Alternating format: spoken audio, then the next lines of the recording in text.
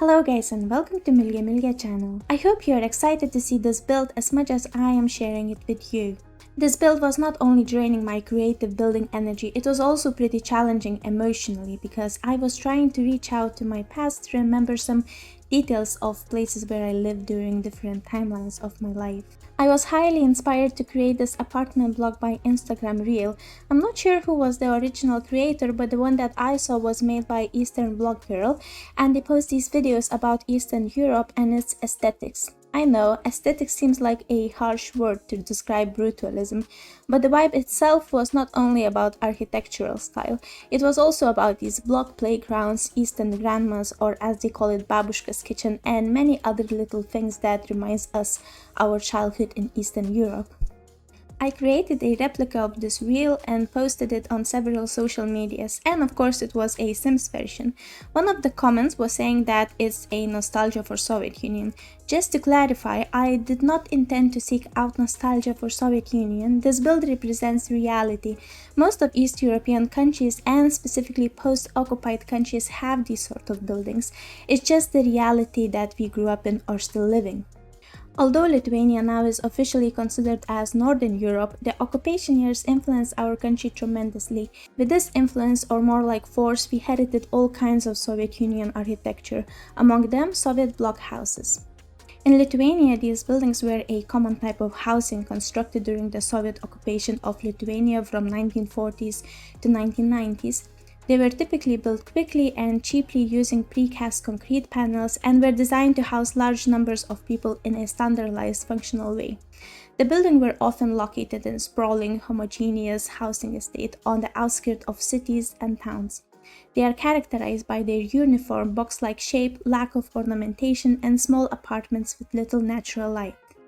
In recent years, there have been efforts to renovate and modernize these builds, but many still exist and are occupied today. I included parking space and some sheds because nowadays everyone has at least one car per household, but during Soviet era, cars were not as common as they are today and most people did not own one. Therefore, parking facilities such as car sheds were not typically included in the design of Soviet block houses. Some people started to build illegal car sheds on the ground of their own housing estate. These car sheds are often makeshift structure built from whatever materials are available, such as corrugated metal or wood. They can also be seen as an eyesore and a potential safety hazard.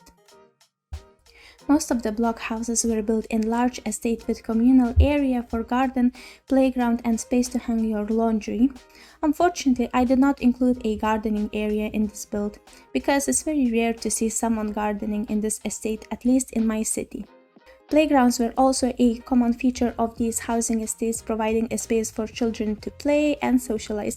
They were often equipped with basic equipment such as swings, slides, monkey bars, and of course the most iconic tires that has been transformed into climbing activity. However, the playground and gardens were not always well maintained or updated, and many have fallen into despair over the time, which I tried to capture in my build.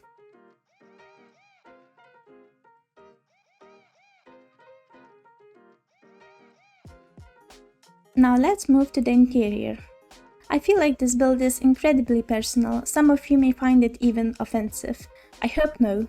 I just want to share my experiences throughout my lens. Some of the apartments are inspired by places where I lived during my childhood and later in adulthood. This first apartment is actually a recreation of my stepfather's apartment where me and my mom moved in when I was 11 years old for a short period of time. So my memory is very foggy. The building itself had 12 floors, it had a lift and pretty spacious apartments. In reality, these apartments look way nicer and more spacious. I wanted to include it in this build since it was inspired by my own life. In the original apartment, kitchen is supposed to be in the living room area and living room in the kitchen. You are probably guessing where the living room is. It's the first room that we have already visited. When we moved in, my parents asked me which room I wanted to have and I picked the biggest one of the apartment, which was actually a living room. So most of the time I would close the door and have privacy, but during special occasions like Christmas and birthday parties, this room would transform into a living room. I know it sounds a little bit unusual, but because of lack of space, many of these apartments' living rooms are used as an extra bedroom. This time of my life was very stressful with lots of changes and very unpleasant school, but I still love this apartment dearly. It was a very old-fashioned and cozy space, but I haven't been there for more than a decade, so I couldn't recreate it as accurately.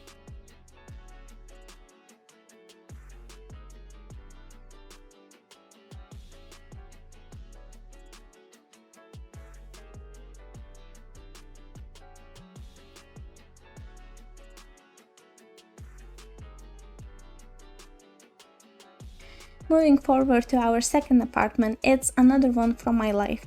This one was my boyfriend's space. We lived there for 1 year just before we moved to Scotland. This apartment was already renewed when it comes to the wall paint and some flooring, but there was still lots of work to do with the living room, floor and furniture. We kept it this way because we knew we are about to move out to another country and there was no point to invest more money in it. The most amazing feature of this apartment was Spurs just in front of the kitchen window. I used to love working on my laptop and watching the tree.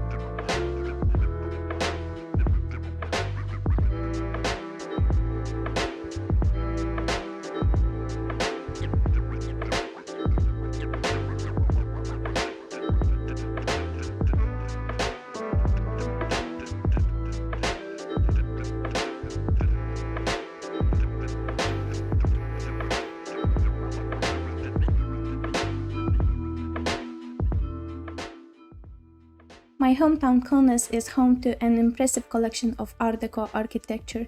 The style was popular in the city during the interwar period, and many buildings still remain today. When it comes to interior, lots of the apartments and houses had or still has lots of modernist style elements like sofas, armchairs, wallpapers, etc. I was trying to achieve the vibe in this apartment. I think of all the apartments, this one is my favorite. I definitely have visited a similar apartment in real life.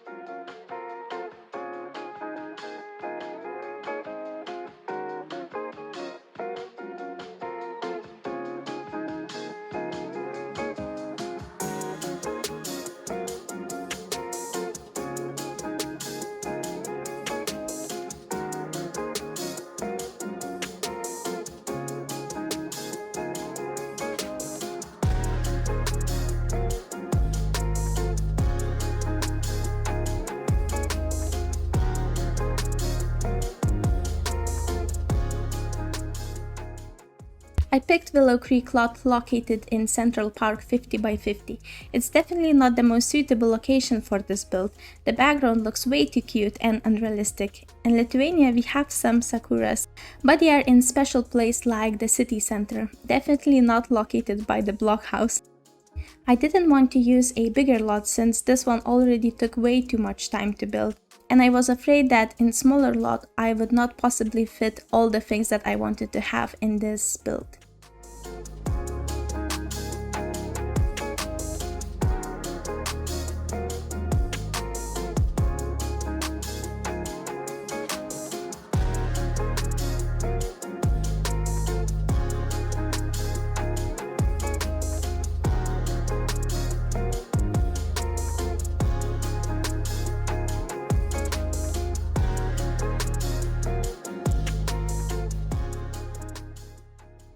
Now moving forward to another bigger apartment. This one in my opinion has very strong Eastern vibe and looks like something from 2010.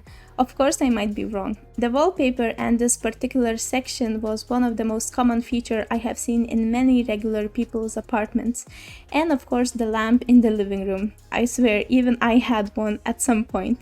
What is really common in these type of apartments is to have convertible sofa, because a guest room is not a thing in a tiny apartment. I also noticed that it's very rare to have a dining room or dining table. Of course, don't get me wrong, many people have it, but in my experience some of these apartments have convertible dining table and rearrange living room to a dining room on special occasions. They also have bigger kitchen table. I just couldn't fit everything in 3x3 kitchen.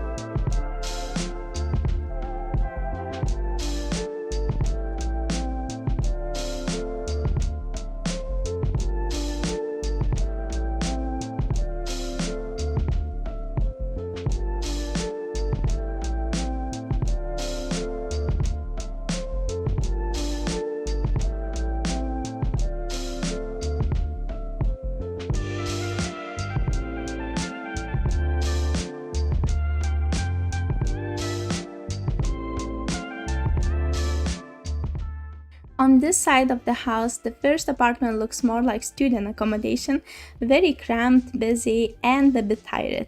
It belongs to a photographer who's still trying to get famous.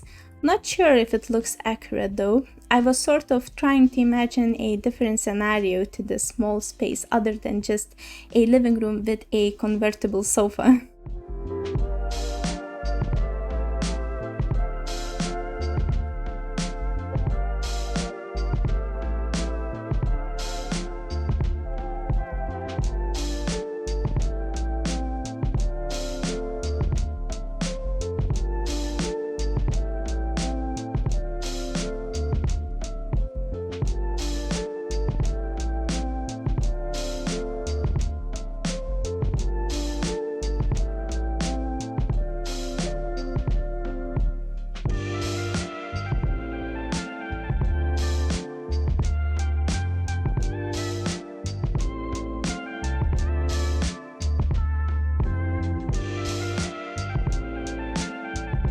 These two upcoming apartments are very much IKEA inspired. Since more and more people are buying furniture from IKEA, interior fashion trends are changing dramatically, and I tried to capture that with some brighter colors and more modern look.